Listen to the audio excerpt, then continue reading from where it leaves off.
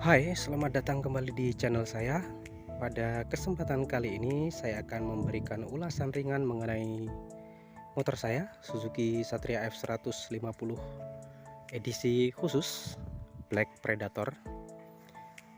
Eh, Motor ini pada dasarnya adalah facelift untuk generasi full atau facelift full yang pertama sejak pertama kali dirilis pada tahun 2004. Facelift yang pertama itu terjadi perubahan pada desain headlamp. Jika pada saat pertama kali dirilis, motor ini menggunakan headlamp yang kecil. Pada versi facelift yang pertama dia menggunakan headlamp yang lebih lebar dan biasa disebut dengan versi barong. Kemudian berlanjut pada 2014, motor ini mengalami perubahan pada desain. Jadi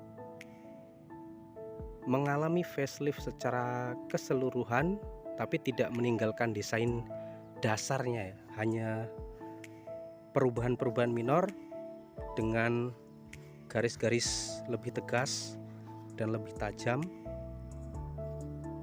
semacam ini. Kemudian ini adalah versi Black Predator. Sebenarnya tidak jauh berbeda dengan versi standarnya, yang membedakan hanya pada warna yang semuanya dilabur warna hitam, juga dengan penambahan emblem Suzuki yang cukup besar di sana. Ini cukup memberikan semacam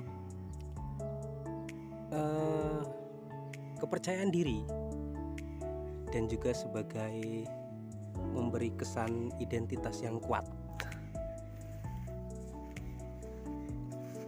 Kemudian di bagian mesin, semua blok silinder berwarna hitam, berbeda dengan versi yang standar itu biasanya berwarna kuning keemasan.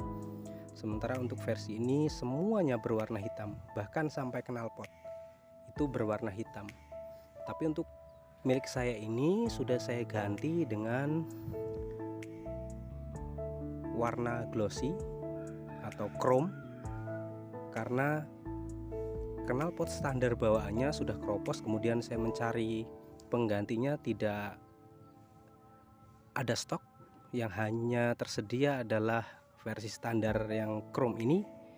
Maka akhirnya saya ambil.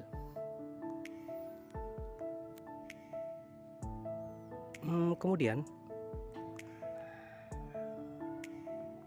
dari versi standarnya ada perbedaan-perbedaan detil-detil kecil, semacam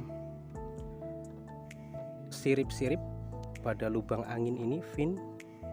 Di bagian depan juga ada semacam ini, memberi kesan lebih sporty tentunya ya. Di bagian belakang juga ada.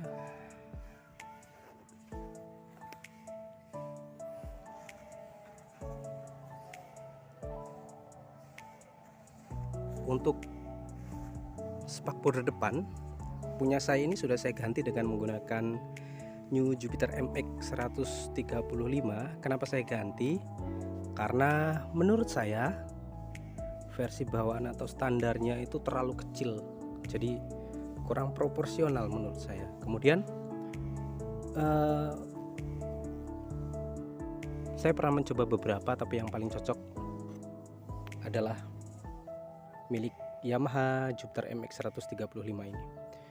Apa saja suka duka, keluh kesah dengan penggunaan Suzuki Satria ini selama 10 tahun terakhir ini, saya akan memberikan pengalaman saya. Apa saja yang saya alami, keluh kesah, suka duka, dan kendala-kendala apa saja yang pernah saya alami selama saya menggunakan motor ini.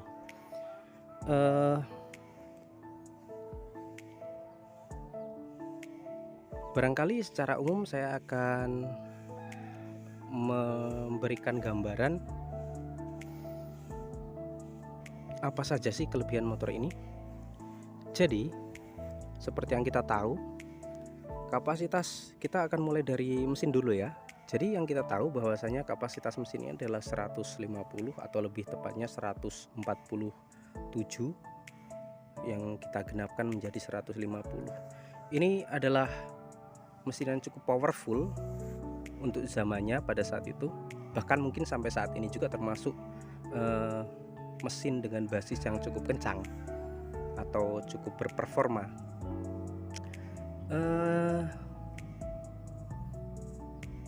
Dengan konfigurasi 4 tak tentunya, 4 valve atau 4 klep, dan juga double noken. Ada 2 noken as di sana yang menggerakkan 4 klep, jadi masing-masing untuk klep in dan klep out digerakkan 2 noken as berbeda.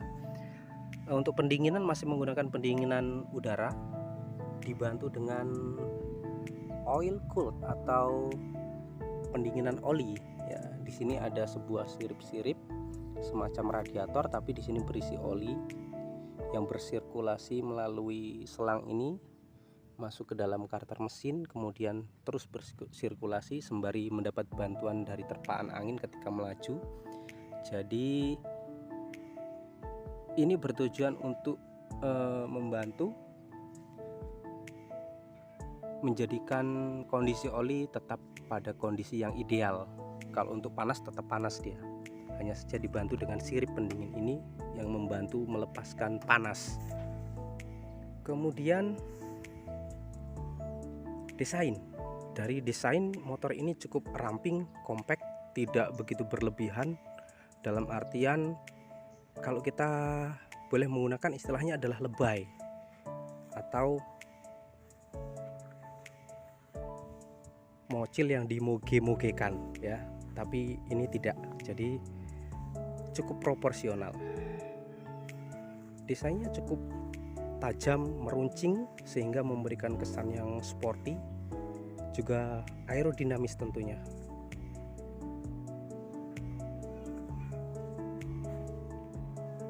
Untuk kapasitas mesin 150, tangki bahan bakar motor ini sebenarnya cukup kecil.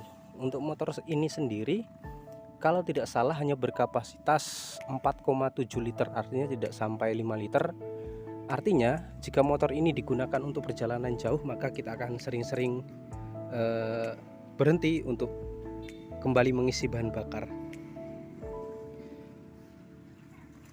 Untuk ukuran ban standarnya di depan ini adalah 70/90 dan 80/90 ring 17 di bagian belakang. Ini adalah ukuran motor bebek standar dari kapasitas kecil, menengah, sampai barangkali yang paling besar untuk bebek di Indonesia 125 cc ya, menggunakan ukuran yang sama. Kemudian apalagi untuk bagian pengereman, dia menggunakan disk yang cukup lebar, dan ini bisa jadi adalah piringan yang paling lebar di antara motor-motor bebek dari zamannya pertama rilis sampai pada saat ini. Mungkin kalau pada saat ini beberapa pabrikan lain sudah merilis produk-produk untuk kompetitor, jadi dia menggunakan desain yang lebih dekat. Artinya sekarang motor ini tidak sendirian yang menggunakan piringan cakram lebar, tapi di produk-produk sebelah juga ada. Di bagian belakang juga dilengkapi dengan rem cakram sama dengan piston tunggal yang cukup mumpuni, bahkan cukup pakem.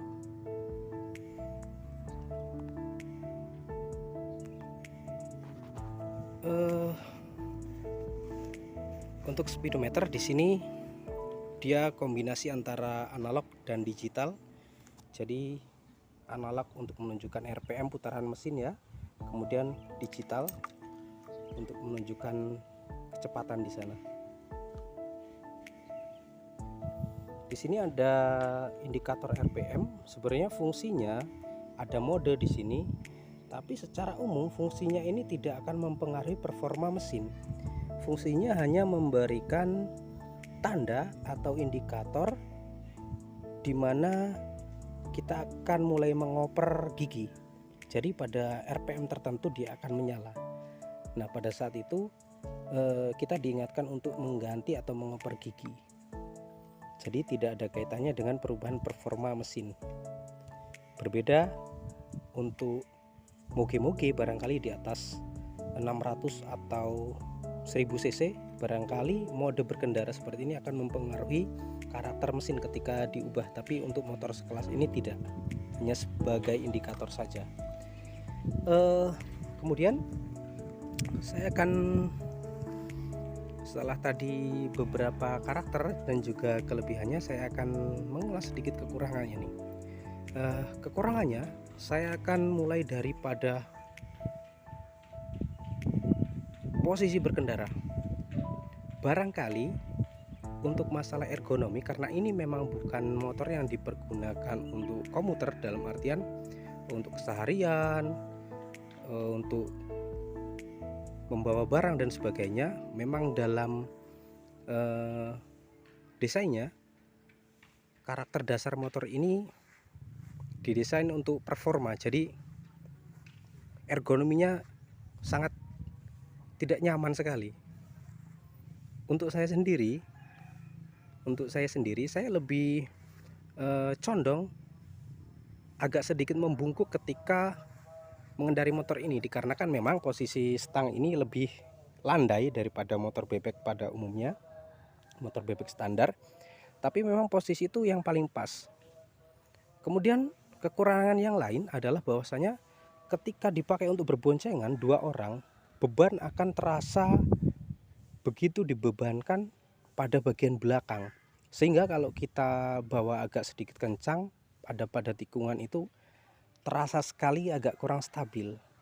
Barangkali memang itu tadi, karena orientasi awal motor ini adalah performa, jadi ya kita tahu motor berperforma tidak mungkin dipakai untuk boncengan.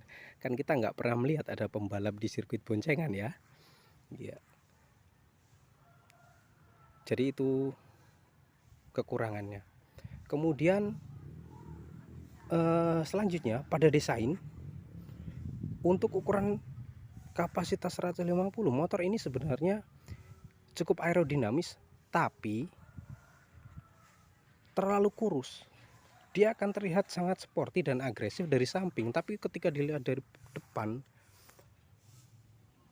motor ini sangat kurus sekali, teman. Motor ini sangat kurus sekali. Bahkan dibandingkan dengan bebek antara 110 sampai 125, dimensi mereka sedikit lebih besar daripada motor ini. Ditambah lagi sekarang kita lihat pada desain ban. Desain ban ini menurut saya tidak proporsional sekali. Kalau kita melihat sekarang, banyak bebek-bebek dari pabrikan sebelah, Yamaha maupun Honda, mereka bahkan menggunakan ukuran ban yang lebih besar, bahkan hampir sebanding dengan motor sport. Maka dari itu saya sarankan untuk meningkatkan kestabilan dan juga kepercayaan diri ketika berkendara, jika ingin mau meningkatkan ukuran ban atau menambah ukuran ban, naikkan saja 1 step. Seperti ini contohnya. Untuk standarnya 70-90, tapi saya belum sempat mengganti karena sayang sekali ini alurnya atau gripnya masih sangat layak sekali untuk dipakai. Jadi sebaiknya dinaikkan 1 step saja, mengingat ukuran velg juga tidak terlalu lebar, kira-kira 80/80 itu sudah bagus. Untuk yang bagian belakang, seperti yang saya bilang tadi, ukurannya sama dengan ukuran standar motor bebek pada umumnya, yakni 80/90. Untuk punya saya pernah menggunakan ukuran 100/80, tapi saya merasakan terlalu berat sekali pada tarikannya, sehingga saya menurunkan sedikit ukurannya pada 90/90 ini. Saya rasa ini adalah ukuran yang paling proporsional untuk motor ini. Jika kita mempertimbangkan lebar dari velg ini. Velg ini hanya 1,85 saja. Jadi ini ukuran yang paling proporsional menurut saya.